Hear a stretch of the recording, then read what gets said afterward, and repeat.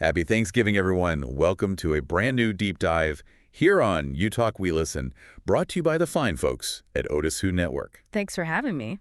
Today, we're going to dive into a heated encounter between street preachers and the police on a college campus, Should be interesting. all caught on video. So get ready, because we're going to be breaking down the dialogue and the actions and seeing what this situation tells us about free speech in America. It's really a fascinating case study. It brings up lots of questions about where the lines are, especially, when we're dealing with a public university, a space where you'd think there'd be open exchange of ideas. Okay, so picture this.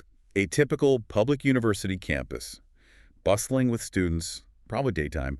We've got these street preachers, you know the type, engaging with anyone who will listen. I've seen a few. And their message is, well, how do we put this? Pretty direct. Lots of talk about sin and hellfire and the necessity of believing in Jesus Christ to be saved. Right. And the video doesn't actually capture the beginning of the encounter, but it picks up with this young woman who identifies as Catholic talking to the preachers. Oh, interesting. They're basically telling her that Catholicism isn't enough to guarantee salvation. And it seems like this exchange with them made her feel uncomfortable enough to call the police. That's where things get really interesting. A police officer arrives, and right away, like, his demeanor is described as aggressive, even hostile. He wants to see their identification, but they refuse, saying they haven't broken any laws, so they don't have to show ID. Classic tension, right, between individual rights and police authority. The preachers are like, nope, First Amendment, free speech. But the officer seems to be working under, like, a totally different set of assumptions. And it's wild because they actually accuse the officer of not knowing the First Amendment, especially when it comes to public university campuses. They're even saying he threatened them with physical force, which obviously throws gas on the fire. Public universities, got to remember, they're government entities, bound by the First Amendment. Can't restrict speech just because it's unpopular or offensive. There are a few exceptions, of course. Speech that incites violence, or poses a true threat. But from what we see in the video, doesn't look like these preachers were crossing that line. So it sounds like a classic case of heckler's veto, where someone tries to shut down speech they disagree with by calling the cops or making a scene. It could be. The question is this woman's discomfort, is that enough to justify the police stepping in? Especially since the preachers were engaging in protected speech on a public campus. Yeah, good point. Before things get too out of hand, though, a sergeant shows up, and it's completely different energy, way calmer, more measured approach. Totally.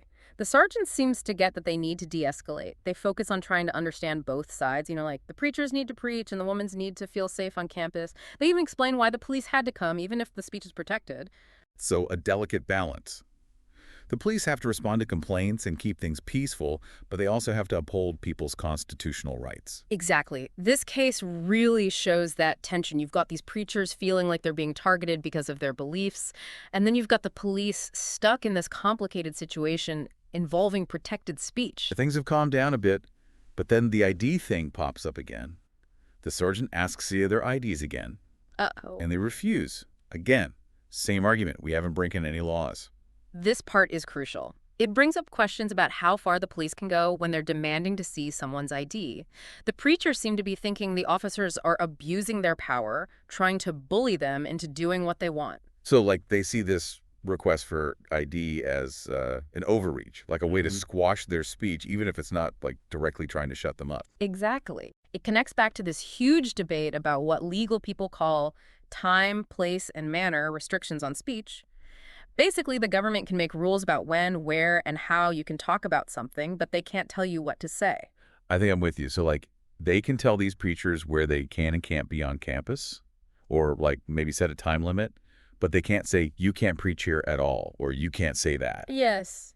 And the preachers seem to believe that asking for their IDs in this situation when they haven't done anything wrong is a way to get around those time, place, and manner rules. So they're pushing back on what they see as their rights being messed with, even if it's not someone directly trying to silence them. Exactly. It just shows that free speech isn't just about the words themselves. It's also about, the situation those words are spoken in and the power dynamics. Who has the power?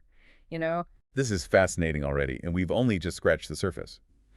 So after the preachers refuse to show ID, what happens next? Does this standoff heat up again? Or did the sergeant find a way to calm things down even more? We'll find out right after this quick word from our sponsor.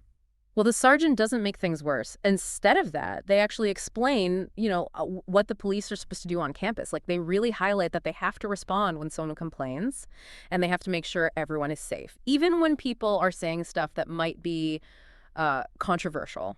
So they're saying, like, yeah, the preachers have a right to say what they want, but they can't just ignore how it might make other people feel. Yeah.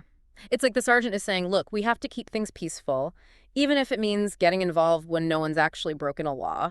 Like, think about those noise rules you get in neighborhoods. You can play your music loud, but there are limits, right? Because you can't just blast it all night and bother everyone. I see what you mean. It's like the sergeant is trying to find a way to both protect the preacher's right to talk Yeah. and make sure the other students feel safe and, like, respected while they're on campus. Exactly. And it brings up this interesting question. How do we define harm when we're talking about free speech? Because the woman who called the cops, she obviously felt uncomfortable with what the preachers were saying. But is that enough to justify the police getting involved? Especially since technically the preachers were allowed to be there saying what they were saying. That's a tough one. I mean, it's not like she got physically hurt, but I guess you could say it was some kind of emotional or psychological distress. And this is where things get all complicated. There's this whole debate going on about whether we're making the idea of harm too broad. Like, are we going to get to a point where any speech that upsets someone can be shut down? Right. It's like, on the one hand, we want to protect people from actually being hurt, but we also don't want to end up in this place where you can just shut down anything you don't like. Exactly. It's all about balance, and it's something the courts and the people who make the laws are still trying to figure out. So this whole thing with the preachers is like a tiny version of that bigger argument happening right there on camera. For sure. It shows us that free speech isn't just this abstract concept. It has real consequences.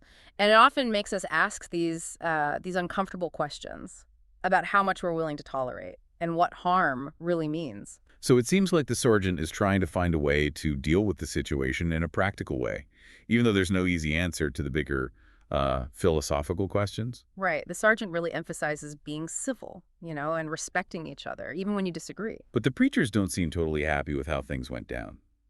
In the video, it ends with them saying they feel frustrated, like they were targeted because of what they believe. And that's where we have to think about the bigger picture of free speech on college campuses.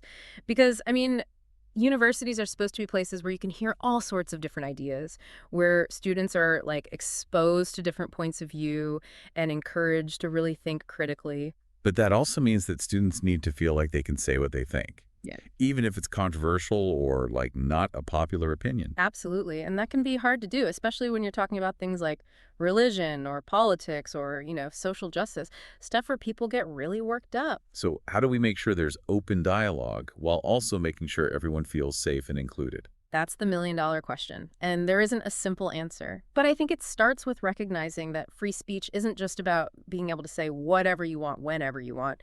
It's also about building a culture of respect, where people are willing to listen to each other even when they don't agree. Kind of like what the sergeant was trying to do in this situation, trying to calm things down and encourage everyone to talk to each other in a more civil way. Yeah, exactly. And that's something we can all learn from, whether we're on a college campus or just, dealing with everyday life. We're going to disagree with people, Right. but it's how we handle those disagreements that matters. So it's about recognizing that you can disagree Yeah. without being like a jerk about it. Yeah. That you can question ideas without attacking the person who has them. Right. And that's super important these days, especially with how divided everything is. Okay, so back to the preachers and how they felt targeted. How do we deal with that feeling without messing with the whole idea of free speech? Well, I think we need to remember that how people feel matters. Even if technically the preachers weren't breaking any rules, if they felt singled out or silenced, that's a real feeling, and we have to address that. So what do we do? Do we need to change how we deal with people complaining about offensive speech, especially on college campuses? Maybe.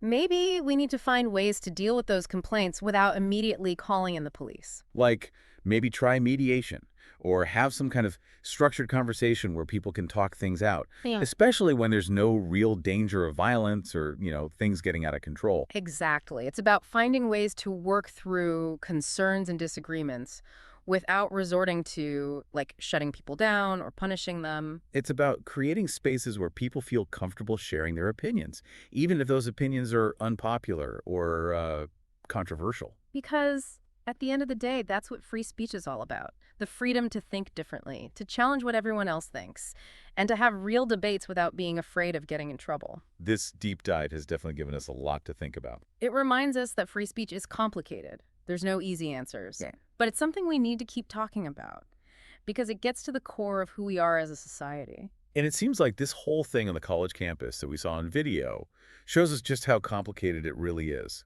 Totally. It's like a tiny version of the bigger problems we have when it comes to figuring out how free speech works in a world that's so diverse and connected. Makes you think about how we could, like, handle these kinds of things better as a society because, I mean, come on, it's the age of social media, instant outrage, right? These free speech showdowns are only going to get more and more common. Oh, for sure. And that's exactly why it's so important to figure out ways to, like, navigate these disagreements, in a way that actually gets us somewhere. One thing this whole thing shows is how important it is to understand, like, the legal side of free speech. Okay, so break that down for us a little. What are, like, the big legal things that matter here? The precedents, the Yeah. principles, all that. Well, like we said before, public universities, they got to follow the First Amendment. They can't just shut down speech because it's offensive, or rubs people the wrong way. But there are exceptions, like fighting words. Those are words that are basically meant to start a fight, right then and there. So if the preachers had been, like, directly threatening students or using language that was, I don't know, meant to make people get violent, then the police would have had a better reason to step in. Exactly. But just from the video, it doesn't seem like they were doing that. I mean, yeah, what they were saying was provocative, but it wasn't like they were calling for violence or anything. Right. And then there's that whole time, place, and manner thing. Like, the police can make rules about when and where you can talk about something and how you can do it, but they can't tell you what to actually say. Exactly. So the university could say, okay, preachers, you can speak here, but not there. Or you can speak for this long, but not all day. But they couldn't just ban them from talking about their religion altogether. But even if the preachers were, technically, doing everything by the book, their message could still make other students feel uncomfortable or even, like, unsafe. Oh, absolutely. And that's where the whole harm question comes back in. Like we were talking about before, there's this whole debate about whether we're defining harm too broadly when it comes to free speech. So where do we draw that line? How do we make sure people can speak their minds without letting them, cause emotional or psychological distress to others? Yeah, that's the tough question. Legal experts, people making policy, they're all still trying to figure that out. There's no easy answer. One way to think about it is to look at what the speaker is actually trying to do, their intent. So instead of just looking at what they're saying, we should also think about whether they're trying to, like, harass people or intimidate them on purpose. Exactly. If the preachers just wanted to share their religious beliefs, even if some people find those beliefs offensive, that's different from, like, intentionally targeting people with hateful speech or threats. It does seem like the sergeant was trying to figure out what the preachers are actually trying to do. Asking questions, trying to see things from their side instead of just assuming they were being jerks. Exactly. And that's something we should all try to do. When we hear something that upsets us, it's important to pause for a second. Think about what the speaker's trying to accomplish before we jump to conclusions. Because sometimes the best way to deal with speech you don't like isn't to try and censor it or punish the person, right? Sometimes it's better to just talk it out. Yeah, that's it. And that's why it's so important to build a culture of, like, respectful communication on college campuses. So students feel like they can share their ideas even if those ideas aren't popular. Yeah. And where they're willing to listen to people who see things differently, even disagree with them. This has been a really great deep dive. Lots to think about when it comes to free speech, especially on college campuses. Totally. It reminds us that free speech is this, like, complex right with a lot of different sides to it. It comes with responsibilities, and it makes us confront some uncomfortable things about ourselves, about our society. But it's definitely a right that's worth protecting, even when it's hard. Couldn't have said it better myself. And on that note, I want to thank all of you listeners out there for joining us on this deep dive into the world of free speech. Hope you found it interesting, and hope it gave you some things to think about. From all of us here at UTalk, we listen, have a happy and thoughtful Thanksgiving.